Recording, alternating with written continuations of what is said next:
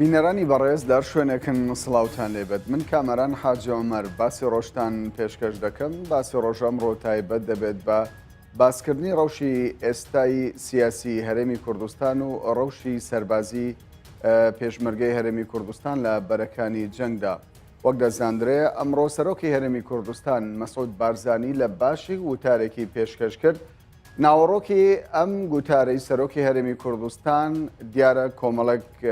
سەرنجی تێدا بوو سەبارەت بە ڕەوشی نێوخۆی هەرێمی کوردستان سەبارەت بە بارودۆخی ئێستای ناوچە کێشە لە سەرەکانی یاخود ناوچە کوردستانیەکانی دەرەوەی ئیدارەی هەرێمی کوردستان هەروە سەبارەت بە پرۆژەی سربەخۆیی لە باشووری کوردستاندا بۆ قسەکردن لەسەر ئەم مژارە بە شێوەیەکی ڕاستەوخۆ و لە یەکێک لە بەرەکانی جەنگەوە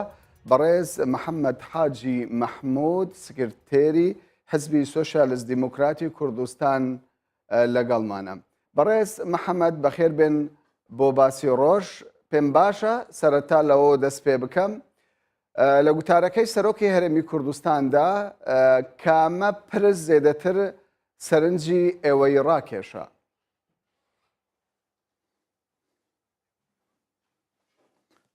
زۆر سپاس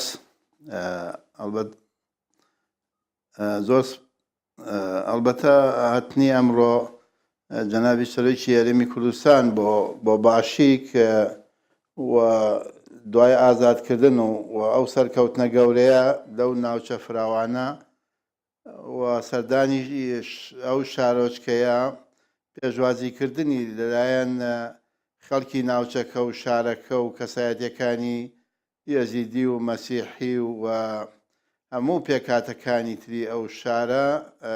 ئەوە خۆی بۆ خۆی نەتیجەی ئەو سەرکەوتنە قارەمانەتیە هێزی پێشمەرگەی کوردستان و خەڵکی کوردستان کەوا دواخەتی یا دوا سنووری ناوچەکە تا چەند کیلۆمەتری مووسڵ بۆ پیرۆزبایی هەم لە خەڵکی ناوچەکە و هەم لە هێزی پێشمەرگەی کوردستان سەردانی ئەو ناوچەیە کردبوو لە ڕاستە دووسێ خاڵی گرنگی باس کرد یەکێک لەو خاڵانە وەکو بیسرا و ئەوانە زۆر کەس باسی ئەوەیە کرد کە پێشمەرگە بۆ لە سنووری مووسڵ شەڕەکایە بەشداری شەڕەکات جارێت یەکەوەی ڕوون کردەوە کە ئەو سنوورە خۆی کوردستان ئێستا پێشمەرگەی تیا و گوندەکانەمەی گوندی کوردن و شارۆچکەی باشیکیش لە سەدا نەوەدی کووردە خاکەکەی کوردستانە ئەوە ڕوونکردنەوەیەک بوویکێکتە لەسەرەوەی ئەو هێزە ئەگەڕێتەوە یان ناگەڕێتەوە لە ڕاستی ئەوەش دڵنیایی کردەوە کەەوە ئیتفاقێکە ئەو ڕێکەوتنە وەکو جەنابشتان ئاگادارن چه وەزارەتی پێشمەرگە و چه وەزارەتی دیفاعی ئەمریکا وەزارەتی پێشمەرگە وەزارەتی دیفاعی عراقی و ئەو ڕێکەوتنانە بوو کە جێیشی عراقی بۆ یەکەم جار لە کوردستانەوە بێت و لە خازرەوە تا 2 کیلۆمەتری خەتی یەکەم هێزی پێشمەرگەشکاندی 2 کیلۆمەتری مابوو بۆ حەمدانیە جێشی عراقی کە خەتی یەکەم شکار ڕۆیش بەرەو حەمدانیە بەرەو مووسڵوە لە بەرتەلەشەوە بە هەمان شێوە هێزی پێشمەرگە بەرتەلە و ناوچەیە ئازاد کرد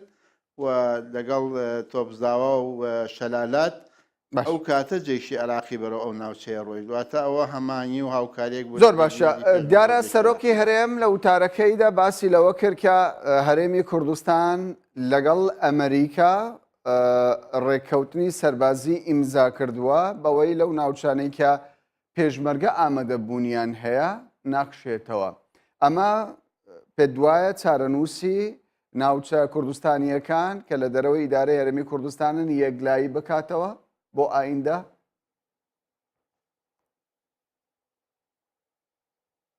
خۆی لە ڕاستە ڕێکەوتنەکان ڕاستە ڕێکەوتنی سەربازیە ڕێکەوتنەکان ڕێکەوتنی سەربازیە لە نێوان هەرێمی کوردستان و وەزارەتی پێشمەرگە وەزارەتی دیفاعی ئەمریکی و وەزارەتی پێشمەرگە و وەزارەتی پێشمەرگە و وەزارەتی دیفاعی عراقی یا حکوومەتی عراقی بەڵام بۆ ئێمە بۆ کورد ئەوە خۆی بۆ خۆی ڕێکەوتنێکی سیاسی ئیداری ناوچەکەیە چون تۆ لە شەڕا شەریکبی ئەبێ لە نەتیجە شاو لە دوای شەڕی شەریک بی لەو ناوچەیە ئێمە لە شەڕا شەریک بووین و بە ڕێکەوتن و بە ئیتفاق و بە ئیمزاکردنی هەردوو لا و دوای ئەوەش ئێمە بە تاکید چۆن لە شەڕا شەریکین ئەبێ لە خەیری شا شەریک بین تێیدا ئەوە خۆی وازعە واقعەکە کە ئێستا لەسەر ئەرزی واقع بە هاوکاری هەموو لایەکیش ئەو خەندەقەی کە ئێستا بۆ دیاریکردنی حدودی کوردستان و ئەو ساترانە و ئەو شوێنانەی کە ئێستا خەتی پێشمەرگەی تێدایە ئەوانە بە ئاگاداری هەموو لایەکراوە لەنی ئەوە دڵنیاکردنەوەیەکە بۆ ئەوە بۆیە پێم وایە ئەو ناوچەوەتە پێ دوایە ئەو خەندەقەی کە لە سنووری هەرێمی کوردستان لێ دەدرێ بە ئاگاداری ئەمریکایە ئەمریکا ڕەزامەندی نیشانداوە بۆ لێدانی ئەو خەندەقە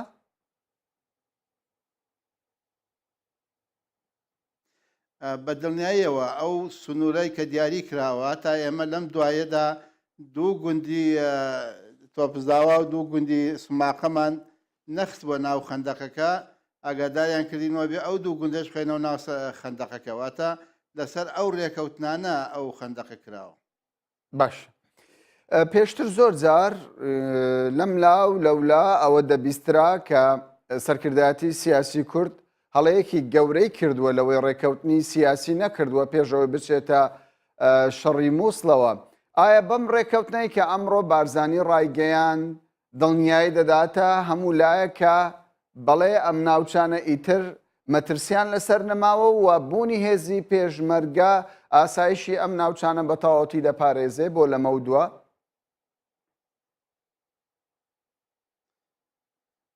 خۆی کاک کامەران لە ڕاستیا ئێمە ئەبێ خۆمان ئامادە بکەین ئێمە ئەبێ خۆمان هێزمانە بێت ئەینە هەرچی ڕێکەوتنێ خۆ لە مێژووی کووردا ڕێکەوتنی زۆر کراوە ئەگە تۆ هێزت نەبێ بۆ جێبەجێکردنی ڕێکەوتنەکان هەموو ڕێکەوتنێک ئەبێتە ئەرشیف بەڵام ئێمە ئەمڕۆ هێزی پێشمەرگەی کوردستان لەسەر ئەمری واقعیان ڕێکەوتنەکەی کردووە و خۆشی ئەی پارێزێت لەبەرەوە ئەگەر هێزمان هەبوو بە تاکید و بە دڵنیاییەوە ئەوە ئەو شوێنە حدوودە ئەگەر هێزمان نەبێت ئەبێتە ئەرشیف لەبەرەوە ئەوە واقعەکە ئێستا هەیە. زۆر باشە دیارە لە گوتارەکەی بارزانیدا ئەوەی من جێبیستی بووم ینی سەرۆکی هەرێم دڵنیاییدا بە دانیشتوانی دەڤەری باشیک و ئەو ناوچانەی کە پێی دەگوترێت ناوچەی کوردستانی ئەوان گەرنتی ئەوە دەدەن سۆزی ئەوە دەدەن کە ئیتر پێشمەرگە ئاسایشی ئەوان دەپارێزێ و ڕێگان نادا جارێکی تر ئەوان ئاوارە ببنەوە. پێتان وایە هێزی پێشمەرگەی کوردستان ئەوەندە بەهێز بێ هەرچەندەکە دەڵێن بەهێز بێ لە ڕووی چەک و لە ڕووی تەقەمەنی و لە ڕووی پێداویستەکانی لۆجستیە و بتوانێت ئەو ناوچانە بپارێزێت لە تەواوی ئەو مەترسیانەی کە لەسەر ناوچەکە هەیە؟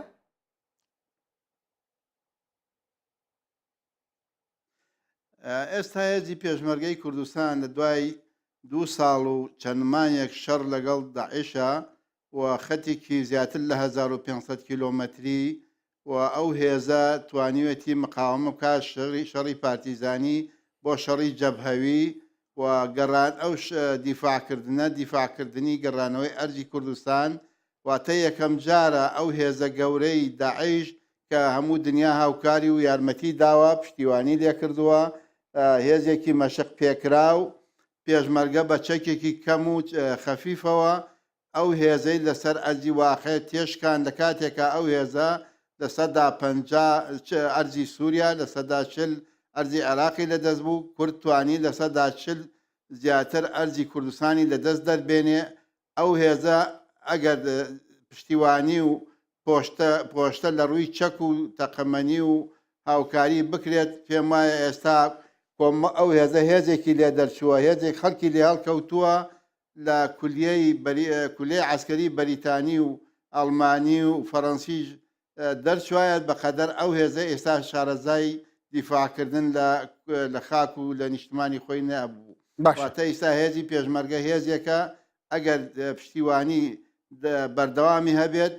هەموو شتێک دەتوانێت هەموو دیفاعی بکە و ئێمە دیفاعەکەین قەت ئێمە لە شەڕ نەبووین ئێشای لە ناو خاکی خۆمان دیفاع لە خەڵکی کوردستان و خاکی کوردستانەکەی. باشە ئایا کاتی ئەوە هاتووە پێشمەرگە دەبێت خۆی ئامادە بکە بۆ هەنگاوەکانی دوای داعش بە تایبەت وەکو دەبینرێت تا ڕادەیەک داعش لە سنوورەکانی سەنگەری هێزی پێشمەرگەوە دوور کەوتۆتەوە.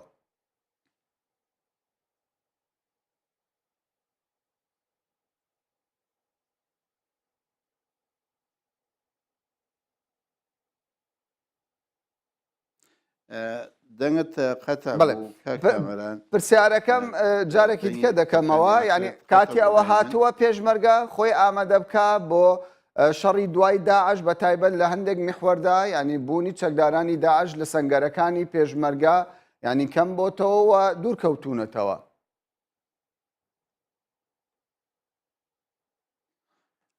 دوورکەوتونەتەوە، بەڵام لە هەندێک شوێن هێشتا ماوە. ئێمە ڕاستە ئێستا ڕەنگە لە سەدا 3-4 ئەرزی کوردستان مابێ لە ژێر دەستی داعیشە، بەڵام لەگەڵەوەشتا ئێمە ئەو نێتەی لە عێراقدا هەبووە پێشتر، یاخود ئەو هێزە ئەو ڕێیە شۆڤێنیە عەرەبیە تونڕەوەی کە لە عێراق هەبووە، ئەوە هەر کۆتایی نایە. جا ڕۆژێک لە قاعیدەوە سەرهەڵەدا، ڕۆژێک لە حەرەس قەومیەوە سەرهەڵەدا، ڕۆژێک لە داعیشەوە سەرهەڵەدا،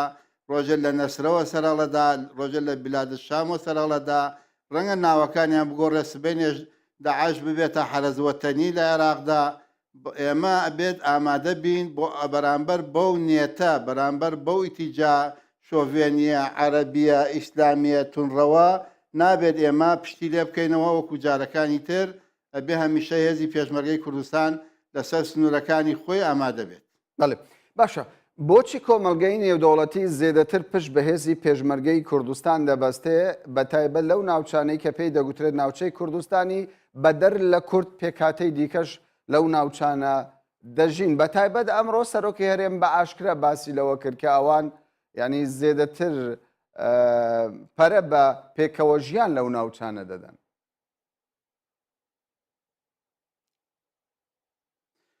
خۆتان نەزانن ئێستا لە کوردستان حدودی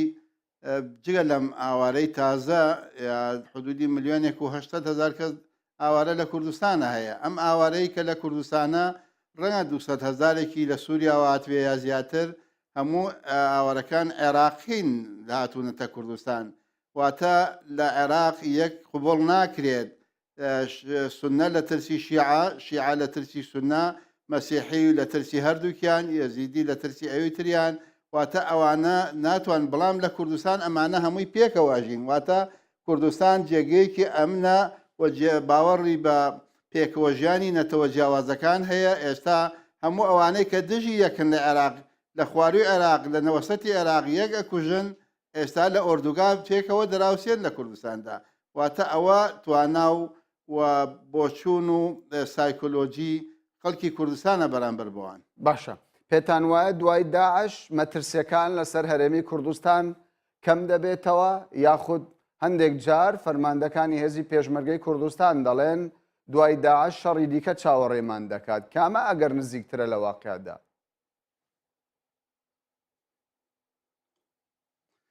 ئێمە پێمان وایە هێزی پێشمەرگەی کوردستان دەرسێکی وای داعشی داداوە لەو ناوچەیە کە داعش هەموو دنیا لە داعش ئەترسێ، داعش لە هێزی پێشمەرگە ئەترسێ. واتە دەرسێکی وای داداوە، باوەڕ ناکەم بە ئاسانی کەسێکی تر جورئەت بکات بێوێت پەلاماری کوردستان بدا و پەلاماری هێزی پێشمەرگەی کوردستان بە ئاسانی بدات. بەڵام ئێمە نابێ ئەوە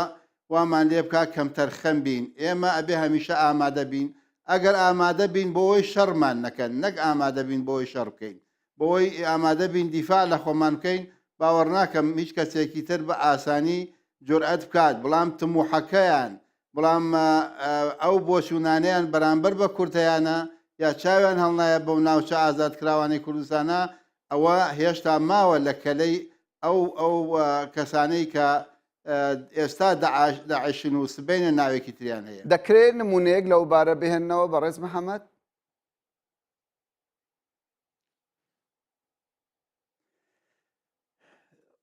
وەکو ئەرزم کردی، ئێمە لە دەمێژووی میلەتەکەمانە بە تایبەتی لەم 50 ساڵی ڕابردوودا لە شەستەکانە هێزێکە بوو بە ناوی حرەسی قەومی، هاتن کوردستانیان سووتان ساڵی 63. هەموو وڵاتەکان وێران کرد و هەوڵی ئەویانەدا کە کورد کافرەوە بێ لە ناو بچێ. دوای ئەمانە بوون بە حرەسی جمهوری، دوای بوون بە فیدایی سەدام، دوای بوون بە قاعیدا، دوای بوون بە ئەوە بوون بە داعش، مندێکیان بوون بە سەحوە لە عێراق، دوای بوونەوە بە داعش. ئەمانە یەک ینی هەڵوێست یەک بۆچوونیان هەیە. ئەمانە ئێستا لە ناو داعیشا ئەمانە شۆڤێنێتی ئیسلامی تونڕەوی عەرەبین. ئەمە بە کۆتایی نایە بە ئاسانی. زۆر باش بۆیە ئێمە هەبێ هەمیشە ئامادە بین بەرامبەر بەو ئیتیجا شۆڤێنیە بەرامبەر بە میلەتەکە. باشە بەڕێستان بازدەوە دەکەن کە دەبێ ینی گەلی کوردستان خۆی ئامادە بکات بۆ قۆناغەکانی دوای داعشیش. ئەگەر بگەڕێینەوە سەر گوتارەکەی سەرۆکی هەرێم باسی لە ڕەوشی نێوخۆی هەرێمی کوردستان کرد، تەنانەت گوێبیستی دەست پێشخەریەکیش بووم کە داوای لە تەواوی حزب و لایەنە سیاسیەکان کرد کە بەیەکەوە دانیشن گفتوگۆ بکەن و بۆ ڕەوشی ئێستای هەرێمی کوردستان بۆ گرفتەکانی ئێستا چارەسەر بدۆستنەوە. پێت وایە ئەم پەیامە دەبێتە هۆکارێک بۆ لێک نزیک بوونەوەی حزبەکان یاخود بە پێچاوانە ڕنگدانەوەی دەبێت؟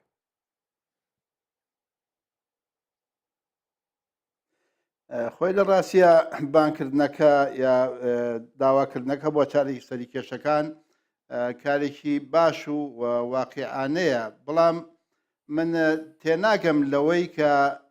هەموو دنیا هاوپەیمانی دروست کردووە هاتوون لەم وڵاتەن لە کوردستان، لە عێراق، لە سووریا، ئەمریکا و 64 دەوڵەت زیاترە، رووسیا و چەندین دەوڵەتە، سعودیە و چەندین دەوڵەتە، تورکایە، ئێرانە، هەموو هاتوون لەو منتیقەیە ساهمیان دەستکەوێ، بەشیان دەستکەوێ. هەمووشی زۆربەی زۆری شەڕەکە لە سووریا و لە عێراق لەسەر خاکی کوردستانە. من تێناگەم هێزە کوردەکان خۆیان بۆ ناتوانن لە سەر ئەم واقعە ڕێکەون و لە نزیکەوە چارەسەری کێشەکانی یەکتری بکەن. واتە دنیا ڕێکەوتووە لەسەر ئەرزی ئێمە کە ساهمی دەستکەوێ لە ناوچەکەی ئێمە خۆمان نەتوانین ڕێکەوین. بۆیە من پێم وایە ناواقیعەیەک هەیە لەو مۆزوعە. پێویستە ئێمە پێکەوە هەوڵ بدەین ئەم سەرکەوتنانە بتوانین بیکەینە سەرکەوتنی سیاسی نەکە سەربازی. واتە لە دوای ئەم شەڕە کورد لەکوێ ڕووداوە سیاسیەکانی دنیادایە لەو ناوچەیە. ئێستا ڕاستە ئەمە شەڕی وەکو شەڕی یەکەمی جیهانی نییە، شەڕی دووهەمی جیهانی نییە، هەڵوەشانەوەی سۆڤێت نییە، بەڵام ئەمەش هەموو دنیا بەشدارە لە شەڕەکەدا. واتە شەڕێکی گەورەیە، بەڵام هێنانە لە منتیقەیەکی بچووکە ئایکەن یا لە ڕۆژهەڵاتی ناوەڕاستە ئایکەن ئەم شەڕە. باشە لە دوای ئەم شەڕە کورد لەکوێ ڕووداوە سیاسیەکانە ئەبێ. بۆیە ئەمە پێویستی بە یەکگرتووی ماڵی کوردی، یەکهەڵوێستی خەڵکی کوردستان، هەموو هێزە سیاسیەکان و هەموو چین و تویژەکانی خەڵکی کوردستانە. باشە. ینی زۆر جار ڕۆلی حزبەکانی دیکە ئەوەی کە لە واقعدا لە هەرێمی کوردستان لە باشووری کوردستاندا دەبیندرێت زێدەتر گرفتی نێوان پارتی دموکراتی کوردستان و بزوتنەوەی گۆڕانە. بۆچی حزبەکانی دیکە کە لە دەرەوەی ئەو دوو حزبن هەڵوێستی ڕاستەقینە ینی هەڵوێستێکی ڕوون دەرنابڕن سەبارەت بەوەی پێویستە لەم دۆخەی ئێستادا پشتگیری لە کامە پرۆژە بکرێ؟ ینی دوو پرۆژە بە بەڕوونی دیارە، یەکێکیان باز لەوە دەکا کە دەڵێ کاتی دەوڵەت و سربەخۆیە، پرۆژەیەکی دیکەش باز لەوە دەکا دەڵێ تا چاکسازی نەکرێ لە حکومڕانی دەبێ پرۆژەی بەدەوڵەتبوونی کورد دوا بکەوێ. ئێوە بۆچی هەڵوێستی ڕوونتان نییە پشتگیری لە یەکێک لەو پرۆژانە بکەن؟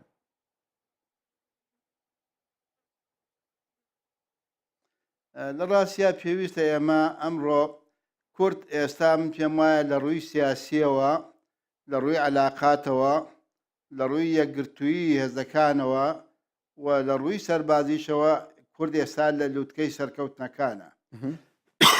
بۆیە پێویستە ئێمە ئەم هەلە گرنگە لەدەست نەدەین. ئەو فرسەتە وەکو شمشێرێک وایە، ئێمە نەیبڕین ئەو ئێمە ئەبرێت. لەم کاتە گرنگەدا ئێمە پێویستە یەک هەڵوێست بین، چونکە دوای ئەم شەڕە نازانی چیتر ڕوئەدا. ئایا مامەڵەی ئێمە لە دوای شەڕەکە لەگەڵ دنیادا چۆن ئەبێ، لەگەڵ عێراقدا، لەگەڵ ئەمریکادا، لەگەڵ ئەوروپادا، لەگەڵ وڵاتانی منتیقا. بۆیە ئەم فرسەتێکی زێڕینە ئێستا بۆ کورد هاتووە. کورد ئەتوانێت بە یەکگرتووی هەنگاوی گەورە بنێت بۆ سربەخۆیی، چونکە خۆتان ئەزانن لە هەموو شەڕە گەورەکانی دنیادا لە شەڕی یەکەمدا چەند دەوڵەتێک لە پەنجەی دەستێ ناپەڕین سربەخۆ بوون هەمووی لەژێر هەیمەنەی ئیمپراتۆریەتی عوسمانی و ئیسپانی و بەریتانی و فەڕەنسیا بوو بەڵام دوای شەڕەکە زیاتر لە هەفتا وڵات سربەخۆییان بەدەستێنا باشە لە دوای شەڕی دووەمی جیهانی باشە ئەگەر بەڕێز محەممەد پرسیارەکەم بەم شێوەیە بکەم ینی بۆ بەڕێستان پرۆژەی سربەخۆیی گرنگترە یاخود لە دەستپێکدا چاکسازی ینی بە تایبەت ئێوە دەبینم و بنەماڵەکەی بەڕێزیشتان دەبینم کە لەگەڵ دەستپێکی شەڕی داعشدا ئێوە بە بنەماڵەوە لە بەرەکانی شەڕن و قوربانی زۆریشتان داوە ئایا ئەوە بەو مانایەیە کە دەبێ بەشدار بن لە دانانی سنووری هەرێمی کوردستان دەوڵەتی کوردستان بۆ ئایندا؟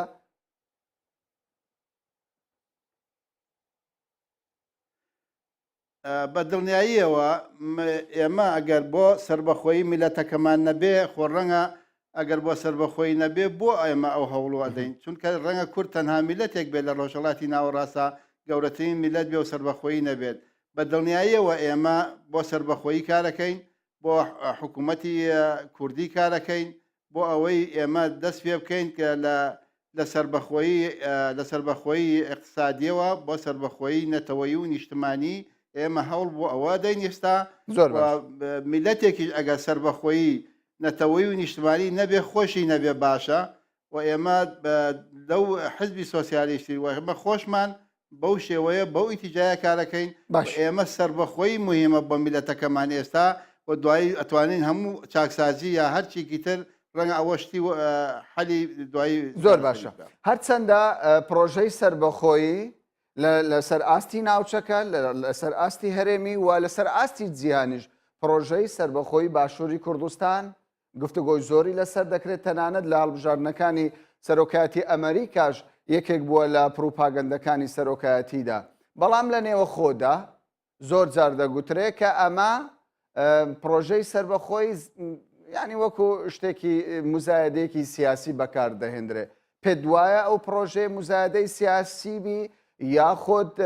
ینی جددیەت هەیە لە هەرێمی کوردستان لە باشووری کوردستان کە ئەم پرۆژێ بەجددی کاری لەسەر دەکرێت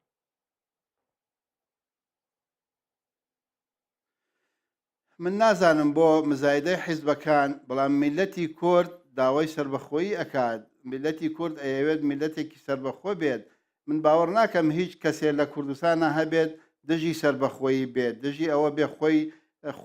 چارەنووسی خۆی دیاری بکە خۆی حکمی خۆی بکە بەڵام ڕەنگە مزایدەی هەندێک مزایدەی سیاسی یا حیزبە سیاسیەکان بیری تەسکتر بکەنەوە لەوە واتە خەڵکی کوردستان خوێنی بۆ ئەڕێژێ خەباتی بۆ ئەکا ئەمانە هەمووی بۆ سربەخۆییە بۆ ینی بۆ ئێمە لە پێناوی سربەخۆی میلەتەکەمانە نەبێ بۆ ئێمە خۆمان تووشی ئەو هەموو زەحمەت و شەید و ماڵوێرانی و ئەوە ئەەکەین لەبەرەوە پێم وایە ئەمەیان ئێمە خەڵکی کوردستان و میلەتی کورد پێویستی بەوەیە کە سربەخۆ بێت لەسەر خاکی خۆی وڵاتی خۆی و بتوانێت چارەنووسی خۆی دیاری کەواتە پێ دوایە پرۆژەیەکی جددیبی لە هەرێمی کوردستان دوا پرسیارم ئەوە دەبێت بەڕێز محەممەد دیارە قسەی زۆر لەسەر ئەوەیە ینی ئەمڕۆ سەرۆکی هەرێم باسی لەوە کرد ئەگەر بەغدا ڕازی بێ بە گفتوگۆ لەگەڵی ڕێک بکەون ئەوە ڕیفراندۆم ناکرێ بۆ دیاریکردنی چارەنووسی باشووری کوردستان بە پێچەوانەوە ئەگەر ڕێک نەکەوتن ڕیفراندۆم دەکرێت ئەم چارەسەرە چۆن دەبینن خۆی لە ڕاستە ئێمە ئەیسا خۆناغێکی ترە لە جاران خۆ ئێمە کە کاری هەوڵەدەین بۆ سربەخۆیی هەوڵەدەین ئەمانە هەمووی قۆناغەکان بڕاوە قۆناغی زۆر بڕاوە لە حکمی زاتی و لا مرکزی و نازام حکمی زاتی ڕاستەقینە و فیدراڵی و ئێستا مەسلەی کۆنفیدراڵی و سربەخۆیی و ئەوانە لە ئارادایە ئەگەر ئێمە لەگەڵ دراوسەکانمانە لەگەڵ ئەو هێزانەی کە لەو منتیقەیەن لەگەڵ عێراقدا بە گفتوگۆ بگەینە نەتیجە باشتر لەوەی کە خوێن بڕژێت ینی ئەو جارە لە وەفدەکە لە بەغدا ئەو مەوزوعی تەرح کردووە لەگەڵ مەسئولینی عێراقی مەسئولینی ئەوە کە شتێک قەدەغە بوو لەوە پێش ئێستا مەسئولینی عێراقی باسی مناقەشەیەکەن غەیرە کورد مناقەشەکە کە کورد دەوڵەتی هەبێیانەی بێ بەڵام هیچ کەسێک حکمی دەوڵەت ناکاتە سەر سینیەکی زێڕین و بێرەی تەقدیمی ئێمەی بکە ئەبێ ئێمە خۆمان کاری بۆ بکەین خۆمان ئیشی بۆ بکەین خۆمان بەهێز بکەین و یەک هەڵوێستی سیاسیمان هەبێ بۆ چارەسەری کێشەکانی خۆمان واتە ئەگەر خۆمان هەبین ئێمە پێمان وایە هەموو شتێکە بێ. باشە لە کۆتا پرسیارم ئەگەر بە کورتی وەڵامم بدەیتەوە ئایندەی باشووری کوردستان لە ماوەی دوای داعش چۆن دەبینن؟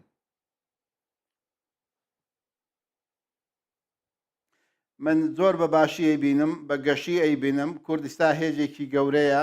نەک تەنها بڵانسە لە عێراق و منتیقەکە لە ڕۆژهەڵاتی ناوەڕاستە بڵانسە و کورد بەرەو پێش ئەڕوات ناگەڕێتە دواوە ڕەنگە حیزبێک زەرەر بکە حیزبێک نەتوانێت کار بکە بەڵام میلەتەکە بەرەو پێش ئەڕوات و میلەتەکە لە خوێنی خۆی خۆش نابێت و ئەو خوێنە کە داوێتی ئەبێ بەرهەمەکەشی هەبێ بە خەڵکی کوردستان. بەڕێز محەممەد حاجی مەحموود سکرتێری حزبی سۆشالیست دیموکراتی کوردستان کە بە شێوەکی ڕاستەوخۆ لە یەکێک لە بەرەکانی سەنگەرەکانی هێزی پێشمەرگەی کوردستانەوە لەگەڵمان بووی زۆر زۆر سوپاست دەکەین.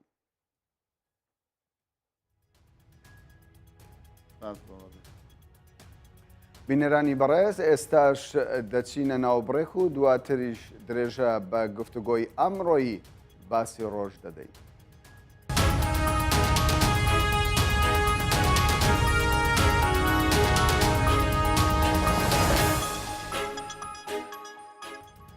جارێکی دیکە سڵاوتان لێبێت بینەرانی کوردستان 24 و باسی ڕۆژ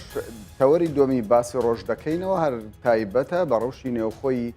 هەرێمی کوردستان و ناوچەکە بۆ قسەکردن لەسەر ئەم تەوەرەش بە شێوەیەکی ڕاستەوخۆ لە شاری سلێمانیەوە بەڕێز حەسەن جیهاد ئەندامی پێشووی پەرلەمانی عێراق لەسەر فراکسیۆنی یەکێتی نیشتیمانی کوردستان. بەڕێز حەسەن جیهاد بەخێربێن بۆ باسی ڕۆژ. لە سەرەتادا پێم باشە لەوە دەست پێ بکەم لە ماوەی چەند ڕۆژی ڕابردوودا گفتوگۆی زۆر لەسەر پێشنیازی جێگری دووەمی سەرۆکی پەرلەمانی عێراقرا سەبارەت بەوەی ئەگەر بەغدا و هەولێر نەگەن بە ڕێکەوتن و ڕێکەوتنەکەیان نەکەوێتە بواری پراکتیکیەوە ئەوە داوا لە بەغدا دەکەن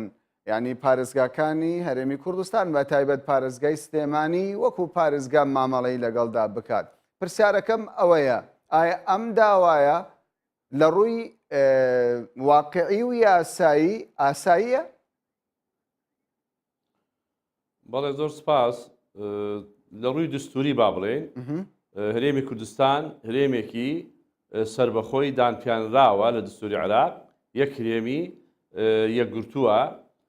بۆیە ئەوە مایش خۆشحاڵیە کە ئێمە لە دستوری عێراق ئاوادانی پێراوە و هەموو ئەو ناوچانش تا ڕۆژی سقوتی سەدام بە ناوچەی هەرێمی کوردستان دانراون و ئێستەیش واقعێکی تریش هەیە ناوچەکان کە بە کوردستانی ئەزانینەوە دەرەوەی هەرێم بوون بە خوێنی ئاڵی پێشمەرگە کەوتونەتە سەر هەرێمی کوردستان. ئەگەر ئەو قسەیە لەو ڕوانگەوە بێت و لەو منتەلەقەوەیە کە ژیانی خەڵک چاک بکرێ موچە باش بکرێ من پێم وایە لە جیاتیەوەی بڵێن ئێمە محافەزەین کارێکی وا بکەین یەکەم وەفدەکانمان لەگەڵ بەغدا ڕێکەون نەوتە چۆنە ئەوە یەک دوو کارێ بکە هەم گۆڕان هەم لایەنەکان هەم هەموو حزبە سیاسیەکان لە ناو کوردستان هەوڵ بدەن فشار بکەن لەسەر حکومەت ژیانی خەڵک باشکە نەک یان دەربچن لە حکومەت یان هەڵبژاردننی پێشوەخت یان ئەنواع وەسائلی تر هەیە ئەم فشارانە بەکاربێنین لە جیاتیەوەی خۆمان بچوو بکەینەوە هەرێمێکین بەرەو دەوڵەت ئەچین خۆمان بکەین بە محافەزە. باشە ئەگەر لە ڕووی دەستوریەوە ئەو داخوازیە نایاسایی بێ پێت وایە بۆچی حزبێک کە دووەم حزبە لە هەرێمی کوردستان لە ڕووی ڕێژەی دەنگدانەوە داوایەکی لەم جۆرە پێشنیازێکی لەم جۆرە دەخاتە بەردەم خۆپێشاندەران و خەڵکی ناڕازی فەرمانبەران و مامۆستایان؟ ئەوە ڕەنگە بۆەوە بێ بڵێن ئێمە هەوڵتان بۆ دەین پەرۆشی ژیانی ئەوەین و ئەمانەوێ موچەکانتان باشکەین و ژیانتان باشکەین. بەڵام تەجربەی 2 ساڵی ڕابردوو دەرکەوت چی گفتوگۆ هەبووە لە بەغدا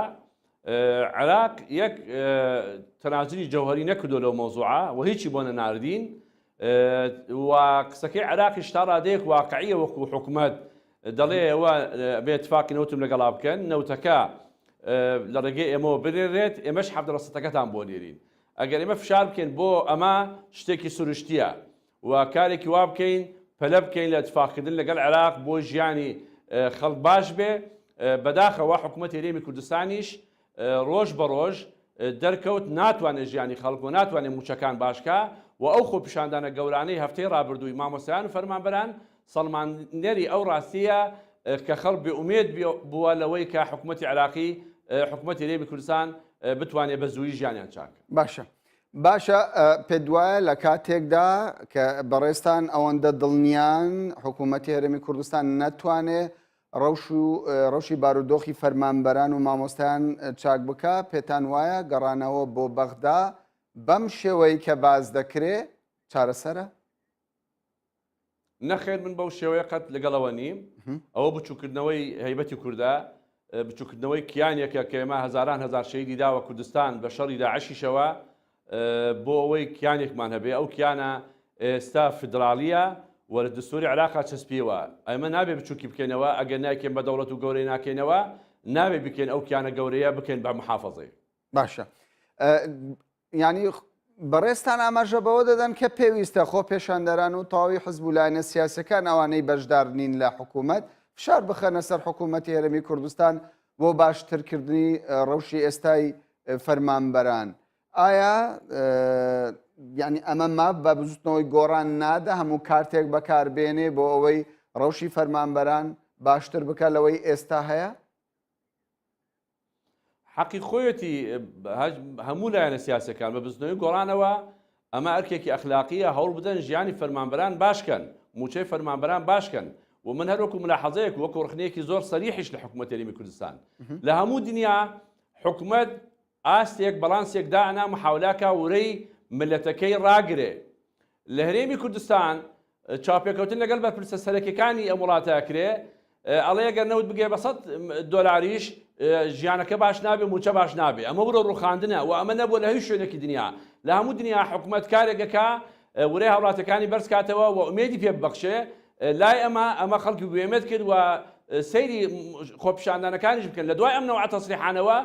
خۆپیشاندانەکان فراوانتر بوون لەبەرەوەی خەڵک هەست بە ئومێدی زیاترەکە لە ئەدای حکومەت و تەسریحاتی حکوومەت هەرێمی کوردستان. باشە، ئێوە وەکو یەکێتی نیشتیمانی کوردستان کە پەرلەمانتار بوونە لەسەر فراکسیۆنی یەکێتی نیشتیمانی کوردستان، ینی بێدەنگی یەکێتی تا ڕادێک لەو مەسەلەیەدا چۆن دەخوێننەوە؟ لە ڕاستیە یەکێتی ناوەناوە بەیانی هەبوو لەسەر وەزعەکە و دایمەن لەگەڵ خەڵکا بۆ چاکردن، بەڵام وەکو پێویست کە فشاری هەبێ و تەسیر بکە لە ناو حکوومەت هەرێمی کوردستان و ژیان باشکە، تا ئێستا نەخۆی نە هەموو لایەنەکان نەیانتوانیەوە بکەن. بەڵام ینی یەکێتی نیشتیمانی کوردستان لە ئەرزی واقعدا پێیەکی لە حکوومەتی هەرێمی کوردستانە و بە شێوەک لە شێوەکان ڕێکەوتنیشی لەگەڵ بزوتنەوەی گۆڕان هەیە. پرۆژەی یەکێتی بۆ باشترکردنی بارودۆخی هەرێمی کوردستان بە بۆچوونی ئێوە چییە؟ لە ڕاستیە پرۆژە زۆر دەخرێتە ڕوو بۆ چاکسازی ئەوانە، گرنگ ئەوە نییە لەسەر وەرەقەت و پرۆژە تەقدیم بکەیت. لەناو حکوومەت ئایا ئیرادەیەک هەیە بۆ چاکردنی ژیانی خەڵکەکە؟ وەکو باسم کرد، یعنی ئێستا من خەڵک زۆرە بینم، فەرمانبەر زۆرە بینم، بڕوا بکە فەرمانبەر هەیە لە کوردستان، مامۆستا هەیە لە کوردستان، پێ بڵێ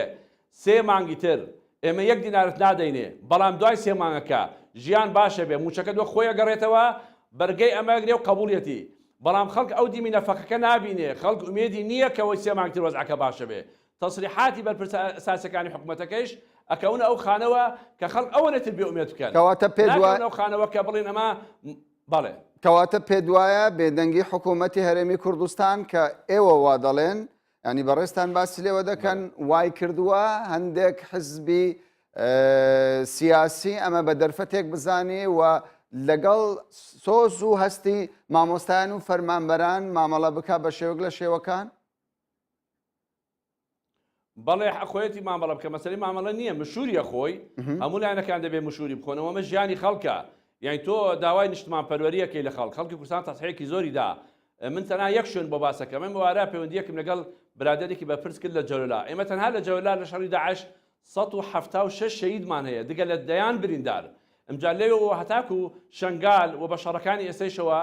بزانە چەند شەهید و بریندارمان هەیە. ئەم هەموو تەسحیە دراوە، ئەم هەموو خوێنە دراوە، ئەم خوێنە خەڵکی کوردستان تەحملی کرد، بەرگەی گرت، کاتی ئەوە هاتووە بەڕاستی قەرەبوو بکرێتەوە ژیانی چاک بکرێتەوە نەک بێ بکرێ وەزعەکەەوە من لە سەرەدادا باسی پرۆژەم کرد پرۆژە یەکێتی نیشتیمانی کوردستان مەبەستم زێدەتر لەسەر ئەوە بوو پرۆژەی یەکێتی ئەوەیە کە لەگەڵ حکوومەت بێ و بەشدار بێ لە کەم و کوڕیەکان و دەستکەوتەکانی حکوومەتی هەرێمی کوردستان یاخود دەبێت پێیەکی لە شەقام بێ و لەگەڵ سۆز و عاتیفەی خەڵکی ناڕازی مامەڵە بکە. خەڵکی ناڕازی لەسەرەوە مێنێ داخوازەکانیان چێت داخوازەکانیان ڕەوایە تۆ بێ لەگەڵ یابی و هەموو لایەنە سیاسەکان لەسەرەوە ئیشەکەن کە داخوازەکانی خەڵک داخوازیەکی ڕەوایە و فترەیەکی زۆریش تەحملی کرد بە اعترافی حکوومەت خۆی دەڵێ خەڵکی کوردستان زۆر بەرگەی گرت فەرمانبەرانی ئێمە زۆر بەرگیان گرت ئەمە نابێت استقلال بۆ بکرێت ئەمە بەردەوام بێ ئەم معاناتە بەردەوام بێ دەبێ احترامی ئەوە بگری کە خەڵک بەرگەی گرت 2 ساڵ زیاترە موچەکەی زۆر خراپە ژیانی خراپە تو مشوری بخۆی خێرا کارێ بکێت چاک بکرێتەوە یعنی تۆ خەڵک ئومێدی بەوە هەیە کەرەوە تۆزێک زیادە بێڵێ وەڵە معاشەکەمان چاکە بێ حکوومەت دەرەچێ وەزیری سامان سوشتەکان لێ بە $100 ژیان چاک نابێ موچەکە چاک نابێ ئەمە بێمێتکردنی خەڵکەوە ئەمە خەتەرە لە ڕووی هەستی نیشتیمانی ئەوانە باش ئەگەر ئەمە زعیفەکە خەڵک بۆیە پەنابە بۆ بەغدا باشە ئەگەر وتەکانی وەزیری سامانە سروشتیەکان بۆ بێئومێدی لێ بکەوێتەوە بەڵام ئایا ئەمەش بێئومێدی لێ ناکەوێتەوە لە کاتێکدا فەرمانبەرێک مامۆستایە کە بەشداری لە خۆپێشاندانێک دەکا ئومێدی لەسەر ئەوە دروست دەکەن عەبادی موچەکەی بدا ئایا دڵنیای لەوەی کە عەبادی موچەی فەرمانبەرانی سلێمانی دابین بکە؟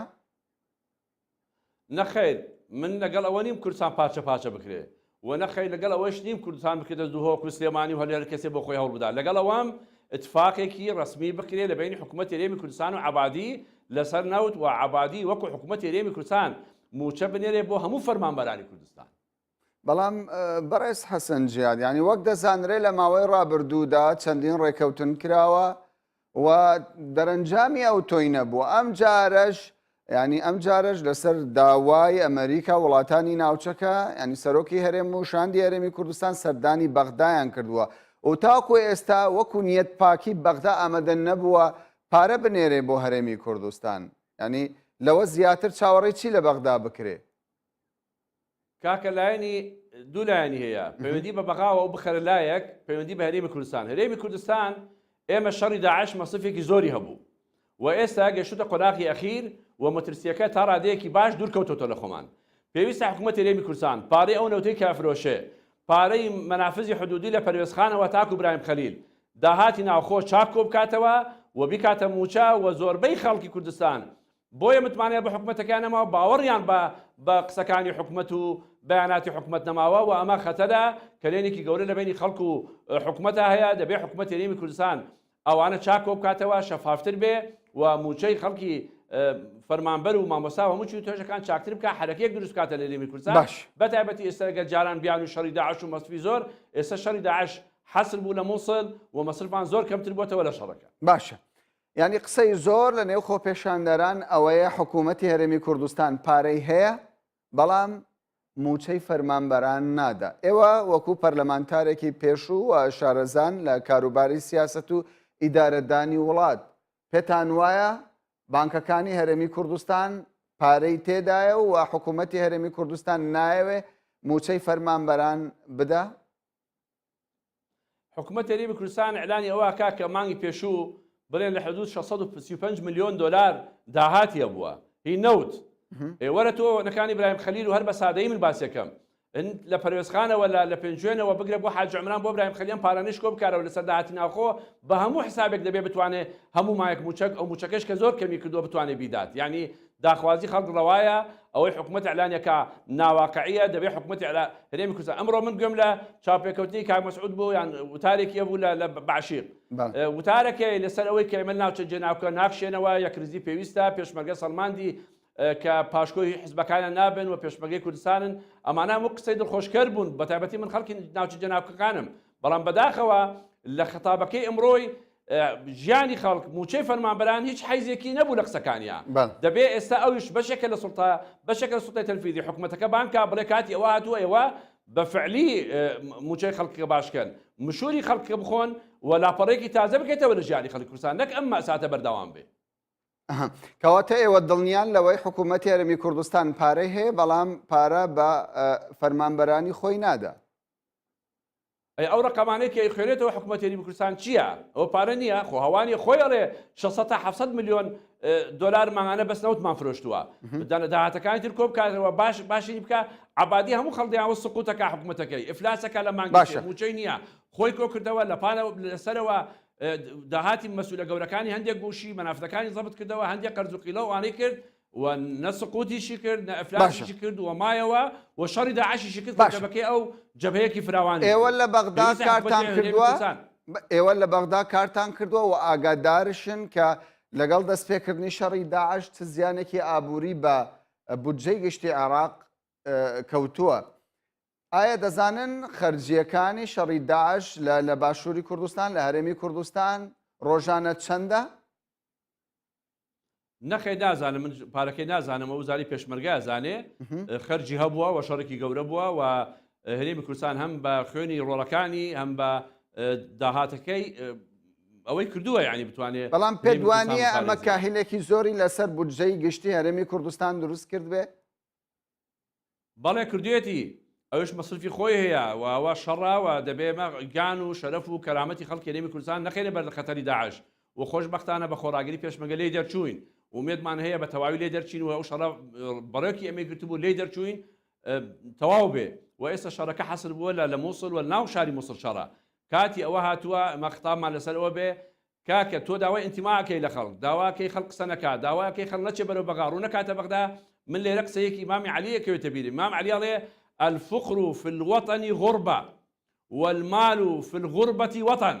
يعني لو راتي خود كفقير بي كعرضت نبي كجيانت نبي كموشت نبي براسي لو راتي خود ناموي فقير او راتي خود نيه برام لغريبيش اگر جيانت باش به او راتي تو يعني بي وابر كينوا اما تنها بشعارات بو نبي كاما خلقي كردستان سلماندي خلقي خو بخشا خلقي غازايا خلقي خوراغرا پێشمەرگەش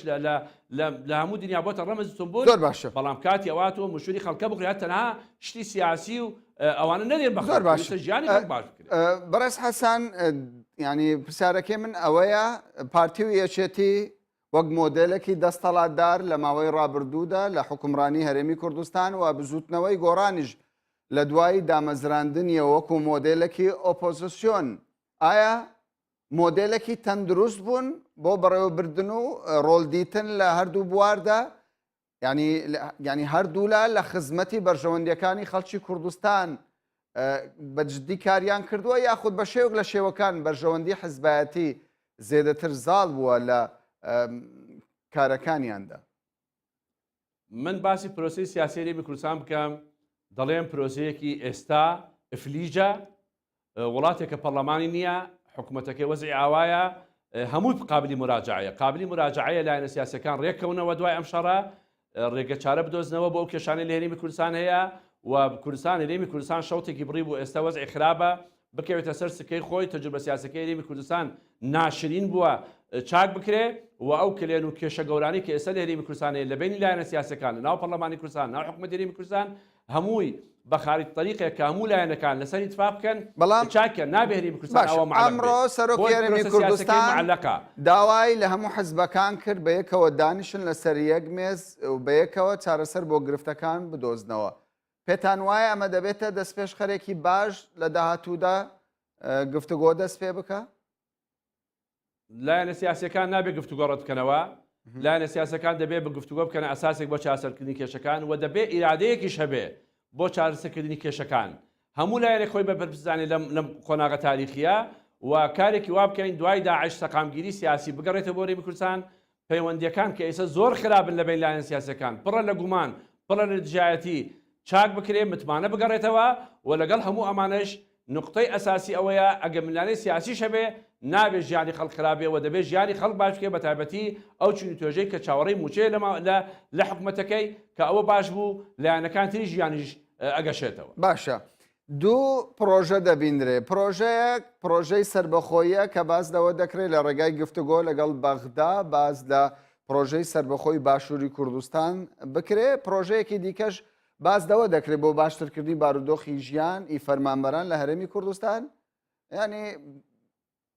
پارێزگاکانی هەرێمی کوردستان سلێمانی دۆک هەولێر کەرکووک وەکو ینی مامەڵەی پارێزگای لەگەڵدا بکرێت کامە پرۆژە بە گونجاوتر دەزانن بۆ ئایندا کاکە ئەوەی کە داوای کردووە لە حکوومەتی عێراق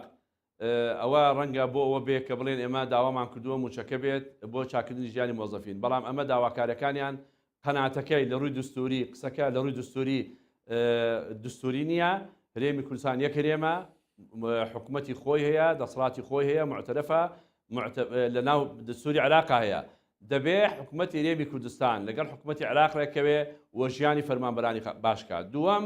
جگە لە ڕێکەوتن حکوومەتی هەرێمی کوردستان ئەگەر ناتوانێت لەگەڵ عێراق ڕێک ناکەوێ ئەڵێ زمینەی نییە حکوومەتی عێراق بۆمەکە دەبێت خۆی حکوومەتی هەرێمی کوردستان بەو ئەرکارسێ لەم دوو خیارە زیاتر نییە حکوومەتی هەرێمی کوردستان ئەوەندە ئەفریش نییە ئەوەنە بێپارە نییە بتوانێت نەتوانێت موچەی خەڵکی باشکە و ئەگەر ئەمەشی پێ ناکرێت لەگەڵ عێراقا اتفاقێک مشەڕف بکە کارێکی وا بکە بەشێکی زۆر یان نەوتەکە تەسلیمی عێراقکە ئەوش 70% بنێری بۆ هەرێمی کوردستان بەڵام ئەمە کار نەکاتە سەر ئەوەی کاتۆ داخوازی خەڵکی کوردستان تەطەلعاتی خەڵکی کوردستان ئەوەیە کە ڕۆژێکی لە ڕۆژان وەکو هەموو ملەتانی دنیا دەوڵەتی سەر بەخۆی خۆی هەبێ بەڵام ئەو دەوڵەتە دەوڵەتێکی تێر و تەسەر دەوڵەتێکی پۆشتە دەوڵەتێکە هەموو هاوڵاتەکانی بە یەکسانی بەباشی بە ژیانێک کەمایی ژیانی ئینسانی ئەم سەردەمە بێ بژی بەڕێز حەسەن جیاد ئەندامی پێشووی پەرلەمانی عێراق لە فراکسیۆنی